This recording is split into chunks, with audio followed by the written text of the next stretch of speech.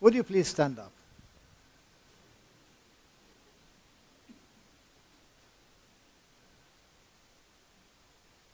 Who wants to fail?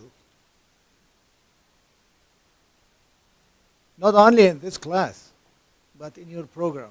You fail. You work hard to fail. If you want to fail, wave at me. If you want to succeed, have a seat. Oh, everybody is sitting down. Everybody wants to succeed. Now, since you expressed your wish to succeed, today we will hear about true success. Because it's no point in you thinking you are succeeding and achieving success, and you discover that, oh, that was not what I wanted. I really failed, although you thought you are successful. Say hi. Big one. Today we are very fortunate to have my friend Dick Martin, who is a financial advisor. And I consider him a successful person. Yes, he is retired now, but he never retires. His mind is always working.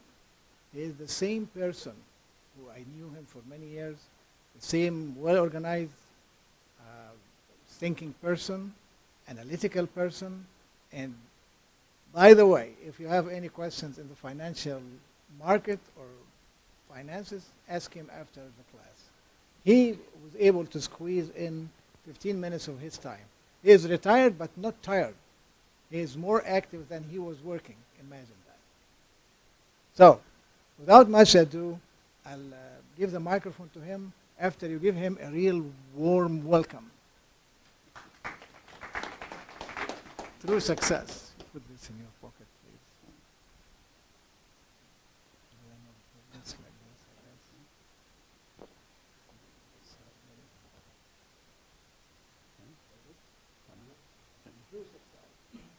Well, I don't know that I actually deserve that warm welcome that my friend Dr. Wabi gave me.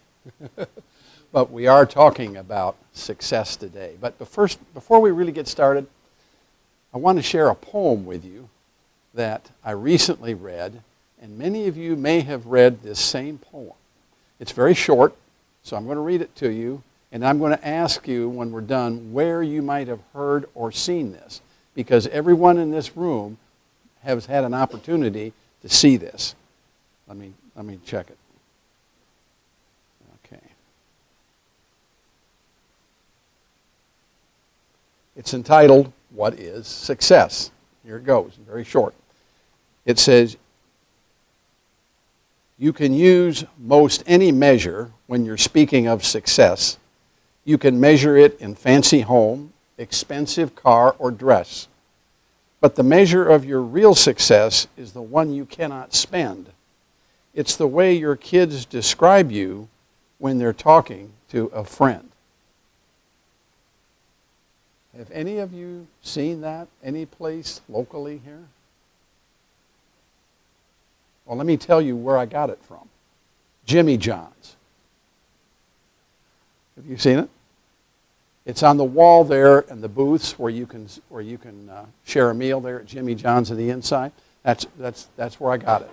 And I just took a picture of it because it tied in with our discussion today. There's all kinds of definitions of success. You know, people think of success as something that just attaining fame and fortune, wealth. But we're going to talk about, as Dr. Wabi said, what is true success. Now, you folks have come here to the university in order to get an education, and many of you have come from a great distance in order to get an education and to become, I'm sure, in your own minds, to become successful. Is that true? For the most part, is that true? Okay. But what is true success? But first of all, before we address that, we want to talk about this. What could be worse than failure? Now, failure is the opposite of success. What could be worse than failure? Let's think about that a minute. The answer is false success.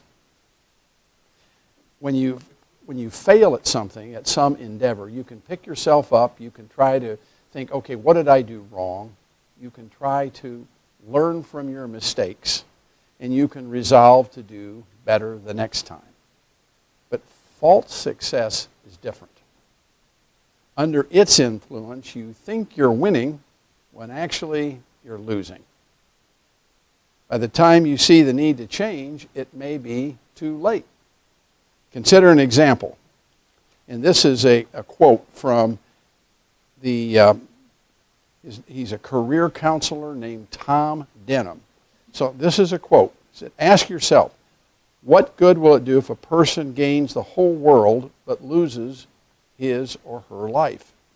And that thought could well describe the person who devote themselves to pursuit of money and then all it can buy, which is the epitome of false success.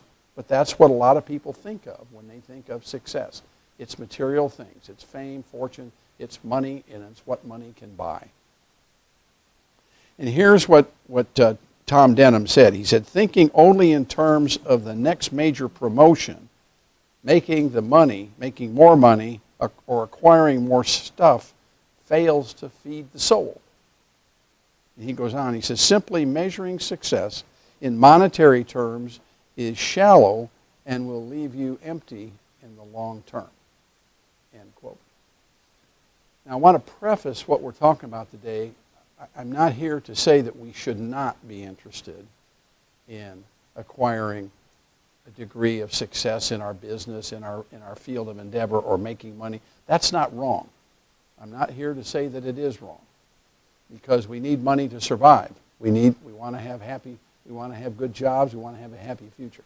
What we're talking about here is the extreme. We're talking about pushing to the limit to where you step on other people, where you maybe are dishonest, where you're doing various things in order to get to the proverbial top. That is not going to produce good long-term results, and it doesn't produce happiness. And evidently, many people would agree with that, because in a survey that was conducted here in the United States, having a lot of money came in 20th out of 22 contributors of having a successful life. That's almost the bottom of the barrel. So in a survey, it was almost the bottom. People did not consider having a lot of money as being the most important thing. Closer to the top were things like good health, good relationships, and a job that you really love, something that you enjoy going to work and doing. Clearly, many people can distinguish between false success and true success mentally. We can think about this. Yeah, we can distinguish that. But it's more challenging to make decisions that reflect the proper view of success, actually following through on that. So how do you personally measure success? Well, at this time, we're going to ask you, because Dr. Wabi has some information he's going to pass out here. And this is just a little short quiz. You're not graded on it. This is just information for your own benefit. And what it is we're going to test yourself, and you're going to think about 4 hypothetical scenarios that are on the sheet that he's passing out. And yeah, now part of it is a discussion so that you have a copy of what we're talking about today. But there's just one part of the first page, just the bottom part, is just a little quiz. And what it is there's 4 people. There's pictures of 4 people: Santaj, Tim, Anusha, and Rachel. And so what we want you to do in this short period of time here, just take a few minutes, is write down, just answer yes or no by each person's name as who you think are truly successful, and maybe a brief explanation as to why. Again, you're not graded on this. This is just for your information. So who of these 4 are truly successful and why? And when you're done, if you would look up, please, so I'll know that, and then we can continue on with our discussion.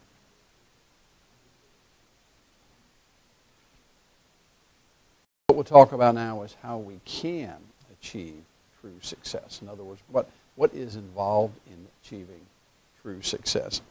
A proper view of success does not teach that success is available only to a fortunate few. Some may think that. On the other hand, it does not endorse the storybook fantasy that if you just follow your dreams, everything's going to work out. That's also not necessarily true. That notion, which is oftentimes spoon-fed to our children incorrectly, it shouldn't be, from an early age, will likely add to disappointment. So that's kind of a fantasy approach of it. The fact is, real success is within the grasp of anyone, but it does require effort. So we're going to consider 4 principles here that will help us to see how we can attain true success. The first principle is, a lover of silver will never be satisfied with silver, nor a lover of wealth with income. What does that mean? It means that a materialistic lifestyle doesn't really guarantee satisfaction. In fact, it tends to do the opposite. Here's a quote from an author by the name of Dr. Jean Twenge in her book, Generation Me. She wrote this. She said, people whose primary motivations are financial are much more likely to be anxious and depressed than people who value strong relationships with others. She goes on to say that research consistently finds that money cannot buy happiness. After you reach a subsistence level, in other words, you have what you need, income is not significantly related to life satisfaction. So what can you do? Well, set a goal for something that's more rewarding than just wealth and possessions. Guard against every sort of greed, because even when a person has an abundance, his life does not result in the things that he possesses. In other words, things, stuff, can't buy happiness. That makes sense? Now here's another principle that we can go by. Pride is before a crash, and a haughty spirit before stumbling. Well, what does that mean? It means that ambition and conceit will not help you find success. In fact, in the book Good to Great, that's the name of the book, Good to Great, it notes that company leaders, and I'm quoting here, who have achieved a long-term success display a compelling modesty, are self-effacing, and understated. In other words, they don't think that highly of themselves. In contrast, 2/3 of the comparison companies had leaders with gargantuan personal egos that contributed to the demise or continued mediocrity of the company. So as you can see there, the lesson is, if we think too much of ourselves, if we're too wrapped up in our own self, then that can oftentimes lead to failure rather than success. So what we can do, instead of seeking prestige, fame, glory, honor, and all the things like that, cultivate modesty. Because if anyone thinks he's something when he's really nothing, he's deceiving himself. And so that's really not an indicator of success. Now there's another principle here, and there is nothing better for a man than to find enjoyment in his hard work. It's good and it's healthy to enjoy good hard work. And that's one reason you come to school here, because you're trying to pursue, you're getting an education in something that undoubtedly that you like, that you think you'll be good at, and that you'll be able to work either for yourself or for someone else in your life work. And so when you do that, if you really find enjoyment in that, then you'll be successful in that.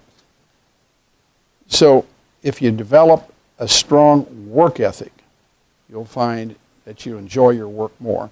Another book by Dr. Madeline Levine, in Teach Your Children Well, she wrote this: part of feeling successful at something is being good at it, and most of being good at something has to do with effort and persistence. And so that means oftentimes we're going to have some small failures or setbacks, but we develop a resiliency, so we'll be able to deal with that. And we'll be able to learn from our mistakes, we'll be able to make improvements, and we can be stronger in the future. So what you can do is work hard to become proficient and don't give up when faced with setbacks or obstacles. And if you have children, and I think this is important, give them, of course, according to their age, the opportunity to work through their problems. Don't spoon feed them. Don't solve all their problems for them. Teach them how to solve problems. Teach them how to work through setbacks, and they will be strong adults then when they grow up. If we give them everything, solve all their problems, go to bat for them every time they have a little bad situation, then what are they going to grow up to be? Probably dependent brats. They're not going to be competent adults, and they're not going to be successful. So give, young people find genuine satisfaction, and it's good training for adulthood when they develop resilience, as it mentions there.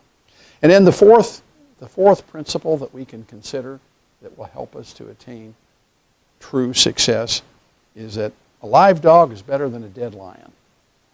You ever heard that expression before? Lion is a king of beasts, strong. Dog is kind of nothing compared to a lion. But what good is the king of beasts if he's dead? So a live dog is better than a dead lion. And so if you're a hard-working individual, your job should be part of your life, but it should not be the end-all, be-all. It shouldn't be the total part. It shouldn't be everything. It shouldn't be your whole life. And so how successful will you be if you're at the top of your profession and maybe you've climbed the ladder stepping on other people along the way, maybe doing it dishonestly, maybe lying or cheating, but you have wealth. You may have all the things that you can buy, but you may not have a successful family life. You might have poor health. You might even die young. In other words, that's not really going to benefit you. And so what you can do is take care of yourself. Get plenty of rest. Eat well.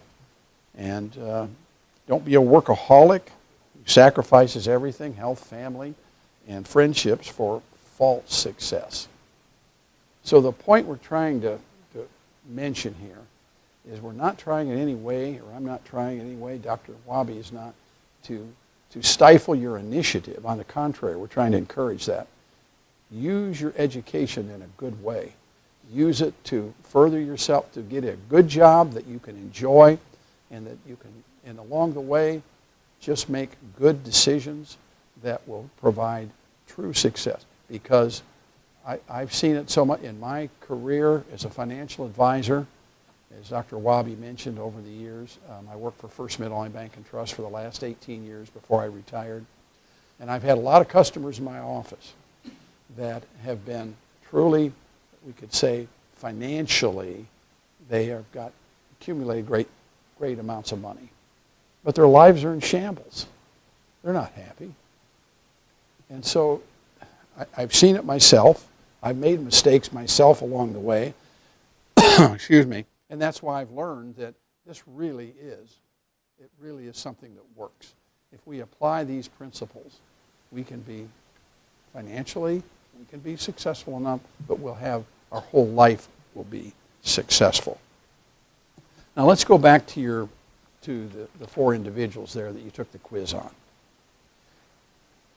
Now, if you said that Tim and Rachel, of those four individuals there, or even for that matter, all of them were successful, maybe you're measuring success by results only, regardless of the means by which those results were achieved. On the other hand, if you chose Santush and Anusha, then you probably measure success by character traits and work ethic, and it makes sense to do so. That's what makes sense. It says, consider the following examples. Which is better for Anusha's long-term welfare, that she gets higher grades, the highest grades, or that she cultivates a love of learning? The love of learning is something we can use for our entire life to great benefit. And which is better for Santosh's children? If he gives them everything that money can buy, or he's got a happy, successful family life, children who he's training, bringing up, and who themselves will be successful, truly successful in their own right when they grow up to be responsible adults. So really the bottom line is, it says right on the bottom line, false success is based on image, but true success is based on proper values. Now, I'd like to open it up at this time to questions that you might have, ones that if you have questions, if there's something I can answer, and I don't know all the answers, but if there's something you would like to ask of me, then I'd be happy to share that with you, give you my response to any questions that you have. Does anybody have any thoughts?